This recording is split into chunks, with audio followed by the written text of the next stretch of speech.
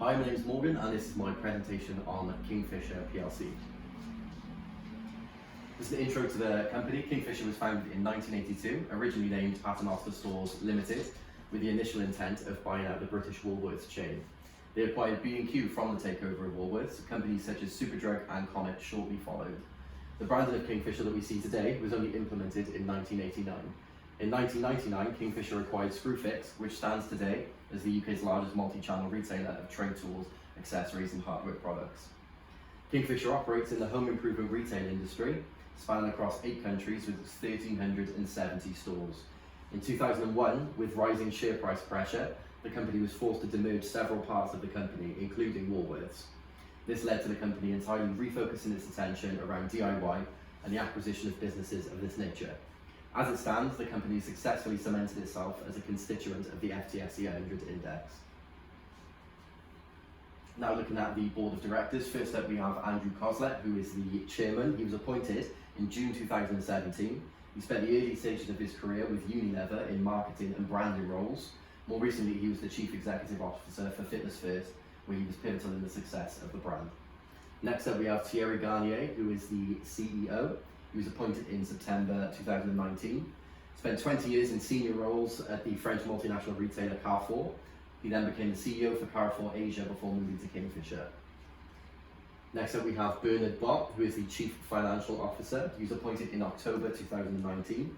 He held CFO roles at several international companies, and throughout his career has been the CFO for companies such as Travelport, Worldwide and TNT. And finally we have Mark Seligman, who is the Senior Independent Officer. He was appointed in January 2012. He is the longest current standing member of the board and is also a non-exec director for Smiths Group PLC and a Senior Independent Director of the Royal Bank of Scotland.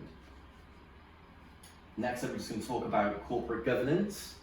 So corporate governance refers to the rules, processes and laws by which companies are operated, controlled and regulated.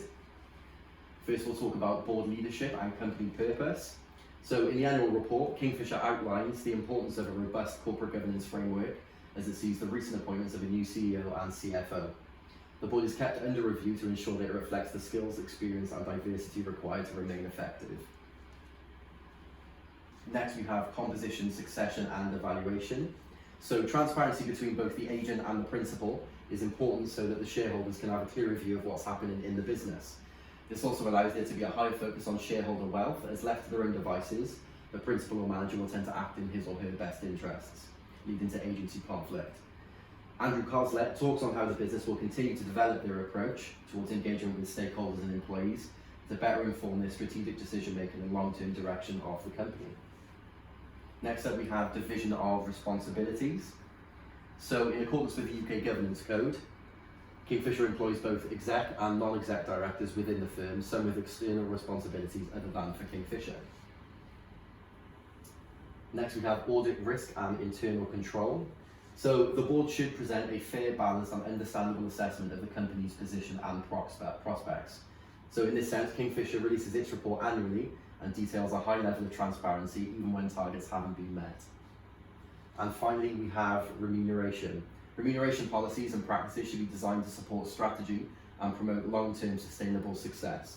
The remuneration policy was last reviewed during 2018 to 19 and following extensive shareholder consultation was approved at the 2019 AGM. It will be reviewed again in 2022. So next up we're going to look at the corporate social responsibility. So corporate social responsibility refers to practices and policies undertaken by corporations that are intended to have a positive influence on the world. Kingfisher published their CSR report most recently in June 2013, where they outlined how they follow these guidelines. Kingfisher practices its corporate social responsibility through its responsible business. The company page outlines its dedication to 4 key priorities. The first of these priorities is colleagues. So they look to provide an additional 5 million hours of learning by 2025 through their Skills for Life programme, which helps give colleagues the tools they need to succeed within the company and outside of the company. Another target is to improve the gender balance within management. According to the latest annual report, the company's board of directors is 100% male, whilst they boast a non-exec board of 38% females. So here there is clearly an issue with the gender balance within the board of directors. Next up we have planet. So the company targeted themselves to be able to source 100% of their wood and paper from sustainable sources. They're currently at 94% and plan to reinvest into reforestation products in 2021. Next up we have customers. So Kingfisher published that they are not on target to reach their current goal of 50% of sales to be from sustainable home products. They're currently around 37%. However, they've reassured that sustainability is at the heart of their development process and that customers in the future will be able to purchase with confidence that all the products are sustainable. And finally we have communities. Kingfisher had targeted to provide more than 20,000 colleague volunteering hours to support housing and home improvement projects in 2020 to 21. They failed to reach this target, yet dedicated more of these hours towards helping countries that they operate in through the pandemic. So next we have a graph of Kingfisher versus Home Depot, one of its competitors. I chose to make a comparison between Kingfisher and Home Depot, as Home Depot is also classified as a home improvements retail company, and in terms of share price it correlates with Kingfisher.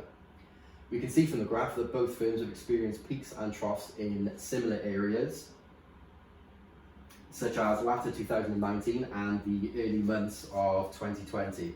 So there is a suggestion of a positive correlation in how the stocks move with each other. However, Home Depot has shown growth at a quicker rate compared to Kingfisher over the past 5 years. Further calculation identifies the average daily return for investment in Home Depot as minus 0.06%, compared to Kingfisher, which was minus 0.05%. So the next slide just shows all the calculations that I did for Kingfisher, Home Depot, and compared them with the FTSE 100 index. Looking at the average returns, the average return is calculated as minus 0.05 over the course of the 3 years between the 31st of January 2017 and the 31st of January 2020. This implies that an investor can expect to see a daily loss on average from his or her initial investment. Next we'll talk about covariance. Our value for covariance has come out as 0.38. This implies that there is a positive correlation between Kingfisher's stocks and the FTSE 100 stocks. Next we have the correlation coefficient. Our value for the correlation coefficient is 0.31. This implies that there is a low positive correlation between the movement in prices for Kingfisher and the FTSE 100 stocks. Our value of minus 0.025 shows a negative correlation between the movement in prices for Home Depot against Kingfisher. Looking at the variance, which is a measure of the dispersion of a set of data from its mean, statistics show that the daily returns for Kingfisher stocks is deviating from its mean by 2.92. As variance is a measure of volatility, we can say that the higher variance translates to a riskier stock. Our value for variance for Home Depot is 1.36, implying that there is less volatility here for an investor.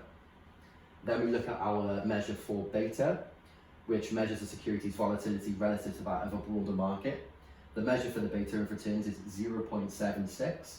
Since its value is positive, we can say that it's positively correlated with the movement of the FTSE 100. And since our value is below 1, we can say that it's relatively stable and is reflected as a lower volatility. The value of beta for Home Depot compared to the FTSE 100 is lower at 0.03, suggesting that there is very little correlation. And then we've just got the minimum and maximum values for both. So this will reflect how much an investor can expect to either gain or lose in any given day of trading. For Kingfisher, we see that the minimum is minus 10.69 and the maximum 9.02. This means that over the past 3 years, falls in share price have been more significant than the rises in share price. For Home Depot, the values are minus 6.02 and 5.93 respectively. This also suggests that falls in share price have been more significant. And to conclude, Kingfisher follows the UK Governance Code to a very high standard, yet lacks in gender diversity when it comes to the board of directors. Whenever targets are not reached, they're supplemented with plans for the future to achieve these targets within the annual report.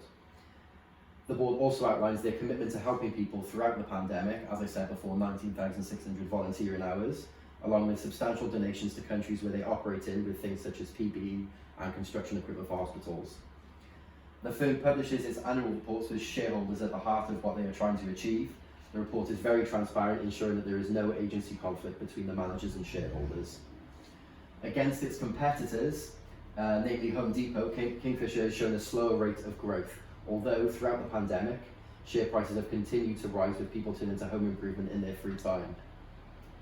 For an investor, you can argue that investment in this sector would be beneficial considering the positive effect on Kingfisher's share price.